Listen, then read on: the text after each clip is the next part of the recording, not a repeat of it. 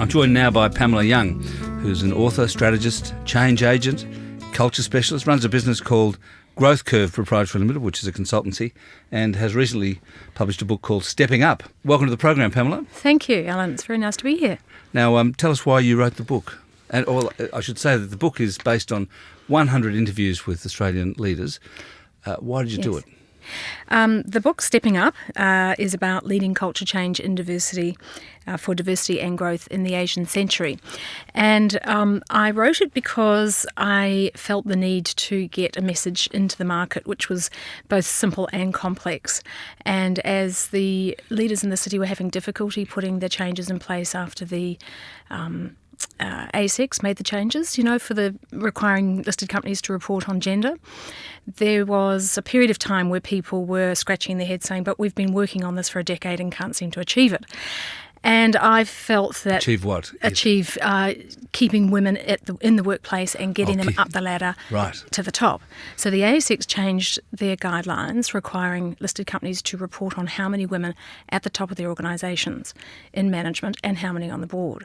So that was the period of time when I thought it's time to write the book. So when I thought about writing this book, I decided that to address only the gender challenges was a bit narrow. So I thought more broadly about what I had observed when I came back after a journey through Asia and Europe. I was away for 10 years. And when you live in those other parts of the world and then come back, you see some things that you don't see before. The distance, the isolation, the island culture. And what did you see? Those things. I just all of a sudden realised how far away we were from the rest of the world and the limitations of that. And seeing it through different eyes, having lived in Europe and Asia where things are different and faster and the diversity seems much broader. And when you come back, it seems slower. The isolation means that we're cut off from a lot of what's going on elsewhere.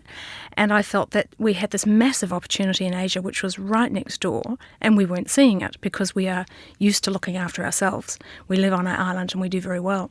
So when I started to think about putting the book together that would help leaders of listed companies achieve the gender story, it seemed to me that we should look at the broader diversity issue. And that led me to writing Stepping Up, which starts with the global journey, looks at our island culture, looks at the Asian opportunity and the growth in Asia, and then suggests how we can get there if we're to do two things.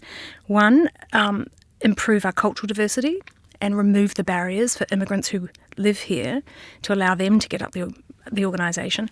And two, remove the barriers for women who are 50% of the workforce.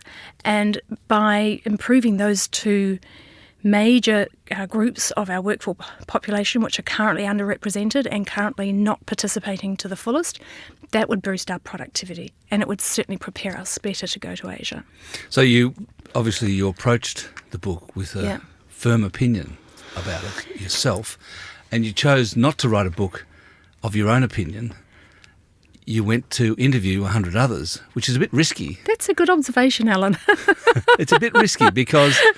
Exactly. It wasn't necessarily the case that your opinions were going to be reinforced by the interviews. That's right. And when I decided to write the book, the first person I went to for advice about it was Hugh Mackay. I came across him at one of his book launches and I asked him, can I have a coffee with you and outline for you what I have in mind, get your opinion and advice?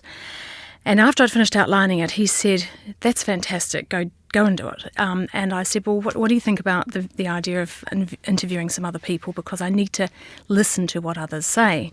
So we talked about that and then I went off. I started to interview, I had in my mind a number of about 30. When I do change in organisations, I interview the top team and then I examine the organisation's infrastructure and their data and everything they write, which I call all the artefacts, and then I form an opinion and play that back to them so that they can see what I see. And I decided to approach the book in the same way. So I started the interviews, and when I got to 30, I thought this is just way too few. And were you asking the same questions of everybody? Like exactly the same, or no? I had a framework. I had a framework of how this book was going to be structured, and I set out to write X amount of chapters, and I had questions, and I put questions to them in that order: Asia, Australia, cultural diversity, gender equality, and I finished with the same question of everyone I said. If you agree that we need some social change to help boost productivity and growth in Australia, who should lead that? That was the last question, which is the last chapter in the book. Right, and what did everyone say to that? It was variable. Some people said business, some people said government, and only a few said, you, me, shouldn't it be us? And I feel that that's the appropriate answer, given that these were 100 leaders from across Australia and Asia, representing 16 cities. So they're the right people to be stepping up to lead the social change. Did you come away believing in quotas for boards? When I started out the interviews, people were very nervous about that suggestion, but it took me a year to complete the 100 interviews, and by the time I got to the end, people had started to shift their opinion, and I think it's because the changes the AXX put forward made it mandatory to start discussing it. Up until that point, people were a bit frightened. And when I started interviewing, people were nervous. But by the time I finished interviewing, people were much more relaxed on the topic. So did I shift my view? I think I became very firmly of the view that quotas would probably come very soon. And that they were a good idea? Are they a good idea? I think the question is, are we going to make progress without them? And I think no, not sufficient.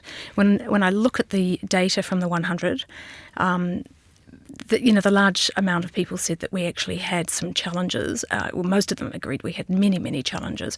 But when you look at when we started this journey, it was 50 years ago. We've made such little progress. Yeah. So what makes us think we're going to make a radical change in the next 10 years without quotas? I was at a conference over the weekend, and one of the sessions was about productivity, and a person, I can't remember, was on the panel or in the audience, a woman said one of the big problems with productivity is the fact that many of the smartest graduates from university, i.e. women, don't work beyond 30 or 35, which is a massive waste, which I guess is what you're on about too. Yes. And the conclusion at the conference was that it was all about childcare. The problem, essentially, is the failure. This was at the conference. I'm not saying I agree with that. Sure. You're the expert on this. But the problem is childcare. Affordable childcare. Is that correct? You're shaking your head at me. Yeah, I am shaking my head. It is one of the things that does limit Australia. I did ask that question of many people, and I asked, why do we not allow immigrants to come in and provide the childcare that other nations have?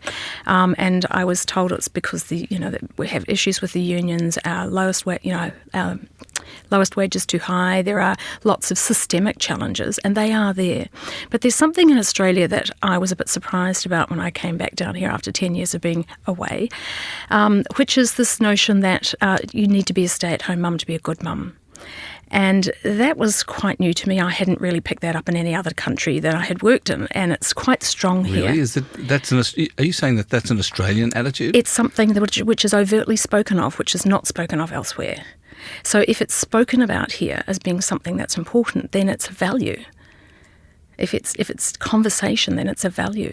The point about childcare is a huge challenge for women. I mean, I've been through it, and I have friends who are still paying enormous fees for childcare. So it does challenge you when you say, well, if I'm only going to work 3 days and 2.5 days are going to go in childcare fees, there's not much point.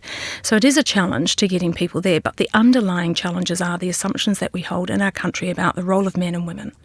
And that's where the story of the book goes to, the need for culture change, because there are lots of values and assumptions that we make about women and immigrants and non-Anglo-Saxons and all those other categories of people which are not represented at the top of government or at the top of business. So the essential message that you're on about is the linkage, I guess, between productivity and diversity. Definitely. So many people say we can't see the value between organisational change, organisational culture and our bottom line. Well, I did my thesis in that 20-something years ago, and I've been working on how does culture impact bottom line for a very long time, and you can see the direct link. I've identified in the middle of the book how if you just take one small piece of data from your organisation, which is staff turnover, and look at your turnover, if you have 15% turning over every year and you hire 10,000 people, that's 1,500 people every year. Over 3 years, that's 4,500. That's quite a big proportion. Why do they keep turning over and changing? And a large amount of the time it's because the cultural misfit. The culture doesn't fit between their values and yours. So if we were to do more work in society about the values that we want our people to hold in business, that turnover wouldn't be so high. So at the end of the book, in the last chapter, I suggest maybe a partnership between government and big business. The ones who touch people in every city might contribute to this social change agenda, which is to have conversations about the roles of men and women and also the roles of immigrant populations that live here, which are not represented at the top of our organisations. Well, I wish you well, Pamela. Yes, thanks very much, Alan. Alan. Great talking to you. Thank you. And you too. Thank you. I've been talking to Pamela Young, who's an author, a strategist and a culture change agent, recently written a book called Stepping Up. You are tuned to Radio Q.